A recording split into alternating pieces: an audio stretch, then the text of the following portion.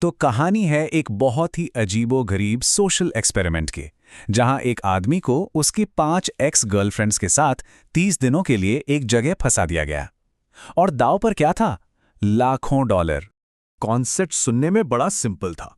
बस अपनी x girlfriends के साथ जंगल में 30 दिन गुजारने थे और बदले में मिलना था एक बहुत बड़ा इनाम। $2.5 लाख। शुरुआत में दांव पर थी इतनी बड़ी रकम, लेकिन ये खेल, अरे ये तो किसी की भी सोच से कहीं ज्यादा पेचीदा और हाँ, महंगा भी होने वाला था।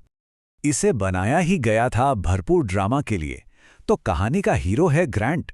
उसे पहले दिन से ही अपनी उन एक्स गर्लफ्रेंड्स का सामना करना था, जिनके साथ उसका पास्ट, कह सकते हैं, काफी कॉम्प्लिकेटेड था।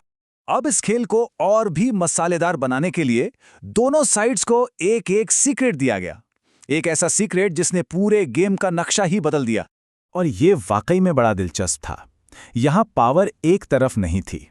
मतलब ग्रांट के पास हर 5 दिन में किसी एक लड़की को बाहर भेजने की ताकत थी, एक तरह का टैक्टिकल कंट्रोल।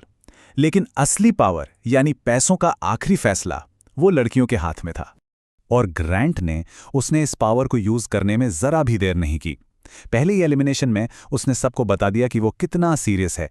हुआ ये कि एमी नाम की एक एक्स ने सिर्फ एक ताना मारा था और ग्रांट ने उसे सीधा घर भेज दिया। अब इस पहले और कह सकते हैं काफी बेरहम एलिमिनेशन के बाद बाकी लड़कियों को समझ आ गया कि अगर टिकना है तो एक साथ रहना होगा। तो बस उन्होंने अपने सीक्रेट का इस्तेमाल किया और फौरन एक पलटवार की तैयारी शुरू कर दी। उन्होंने इस प्लान को नाम दिया प्रोजेक्ट मैनिपुलेशन। प्लान सीधा था, ग्रांट की फीलिंग्स के साथ खेलना और गेम के रिजल्ट को कंट्रोल करना। और ये प्लान कई स्टेप्स में था। इसकी शुरुआत हुई नकली आंसू बहाने से और जानबूझकर ऐसी बहसें छेड़ने से जिससे ग्रांट को एशले के लिए बुरा लगे और वो उसकी साइड लेने लगे। तो मतलब ये प्लान सीधा सीधा बदला लेने का था। सारी लड़कियां एशले के पीछे खड़ी हो गईं ताकि उन्हें वो मिल सके जिसे वो इंसाफ समझ रही थीं। लेकिन देखिए, बदला लेने के लिए बना कोई भी ग्रुप, खासकर जब इतना प्रेशर हो और पुराने जख्म भी हों, तो उसका टिकना बहुत मुश्किल होता है। और हुआ भी वही। जल्द ही इस मास्टर प्लान में दरारें पड़ने लगीं। तो ग्रांट ने भी अपना दांव चला। उसने एशले के सामने एक माइंड गेम खेला।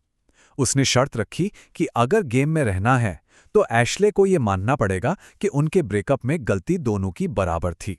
तो एक तरफ तो एशले ग्रांट की इस चाल में फंसी हुई थी और दूसरी तरफ एक और एक्स गर्लफ्रेंड एबी इस पूरे बदला मिशन पर सवाल उठाने लगी थी। एबी को ऐसा महसूस होने लगा कि वो तो बस एशले की कहानी का एक मोहरा है और उसने तय कर लिया कि भाई उसकी अपनी कहानी किसी और का बदला लेने के लिए नहीं है। और यहीं पर गेम पलट गया। एक सीक्रेट अलायंस बना, एक नया गठबंधन जिसने पावर का पूरा बैलेंस लड़कियों के ग्रुप से छीनकर एक बिल्कुल नई जगह पर ला खड़ा किया।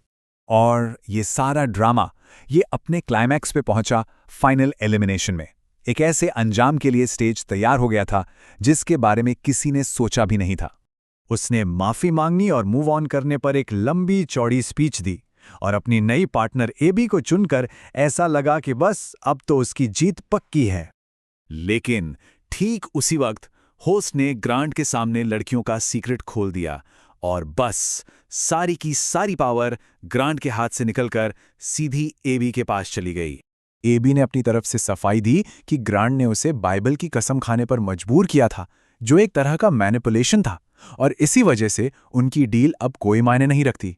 तो बस उसे मैनिपुलेशन को वजह बताते हुए और एशले को दिए एक आखिरी वादे को निभाते हुए एबी ने अपना फाइनल डिसीजन ले लिया। और ग्रांट, वो बेचारा जो सोच रहा था कि उसने सबको बेवकूफ बना दिया, उसे मिला 0, कुछ भी नहीं। और एबी, जिसने इस गेम की शुरुआत तो बस बदला लेने वाले ग्रुप में एक साइड प्लेयर के तौर पे की थी, वो पूरा का पूरा प्राइज मनी लेकर चली गई। और हाँ, ये भी बता दें कि गेम के बीच में एक चैलेंज हुआ था, जिसके बाद प्राइज मनी और भी बढ़ गई थी। तो एबी की जीत पहले से भी कहीं ज्यादा बड़ी थी। तो आखिर में ये कहानी एक बड़ा सवाल छोड़ जाती है। रणनीति, वफादारी और इंसाफ के बीच की लाइन आखिर कहाँ है, खासकर एक ऐसे गेम में जहां हर कोई सिर्फ और सिर्फ अपने लिए खेल रहा हो। क्या ये सही बदला था या एक सोचा समझा धोखा?